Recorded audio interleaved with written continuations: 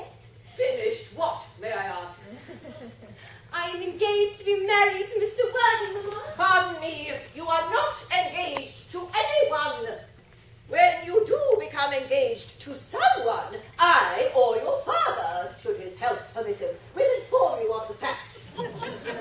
An engagement should come upon a young girl as a surprise. Pleasant or unpleasant as the case may be. It could hardly be a matter that she could be allowed to arrange for herself. Oh, now, I have a few questions to put to you, Mr. Worthing. While I am making these inquiries, you, Gwendolyn, will wait for me below in the carriage. Mamma! Carriage, Gwendolyn.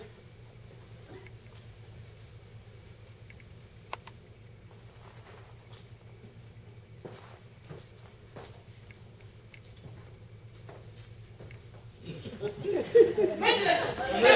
Yes, Mamma. You can take a seat, Mr. Worthing. Thank you, Lady Bracknell. I prefer standing. I feel bound to tell you, you are not down on my list of eligible young men. Although I do have the same list as the dear Duchess of Bolton has. We work together, in fact. However, I'm quite prepared to enter your name, should your answers be what a really affectionate mother requires. Do you smoke? Well, yes, I must admit I smoke. I am glad to hear it. A man should always have an occupation of some kind. There are far too many idle men in London as it is. How old are you? 29. Oh, very good age to be married. I have always been of opinion that a man who desires to get married should know either everything or nothing. Which do you know? I know nothing, Lady Bracknell. I am pleased to hear it. I do not approve of anything that tampers with natural ignorance. Ignorance is like a delicate exotic fruit. Touch it and the bloom is gone. The whole theory of modern education is radically unsound. Fortunately, in England at any rate, education produces no effect whatsoever. If it did, it would prove a serious danger to the upper classes and probably lead to acts of violence in the square. What is your income? Between 7,000 and 8,000 a year. In land or investments? In investments chiefly. Oh, that is satisfactory. What between the duties expected of one during one's lifetime and the duties exacted of one after one's death, land has ceased to be either a profit or a pleasure. It gives one a position and prevents one from keeping it up. That's all that can be said about land. But I have a house in the country with some land, of course, attached to it. About 1,500 acres, I believe. But I don't depend on that for my real income. In fact, as far as I can make out, the poachers are the only people making out. A country house. Now, how many bedrooms? Oh, that point could always be cleared up afterwards. You do have a townhouse, I hope. A girl with a simple, unspoiled nature like Gwendolyn could hardly be expected to reside in the country. Well, I own a house in Belgrave Square, but it is let by the year to Lady Bloxham. Of course, I can get it back whenever I like, at 6 months' notice. Lady Bloxham. I don't know her. Oh, she knows about very little. She is a lady considerably advanced in years. Nowadays, that is no guarantee of respectability of character.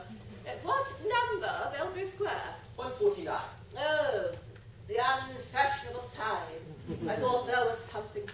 Oh, that could easily be altered. Do you mean the fashion or the sign? Both, if necessary, I presume.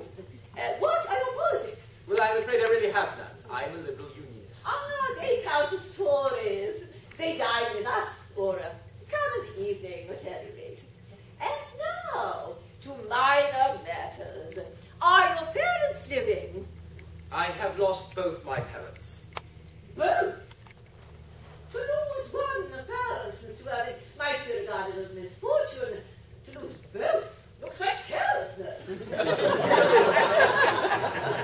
Who was your father? He was evidently a man of some wealth.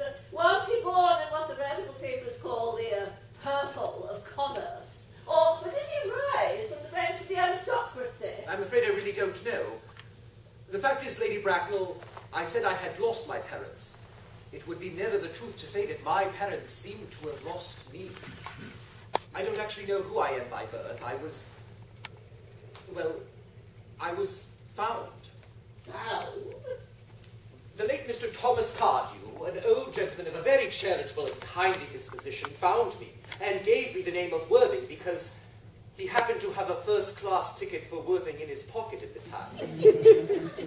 Worthing is a place in Sussex. It is a seaside resort. Where did the charitable gentleman with the first-class tickets for the seaside resort find you? In a handbag. A handbag? That's right, Lady Bracknell.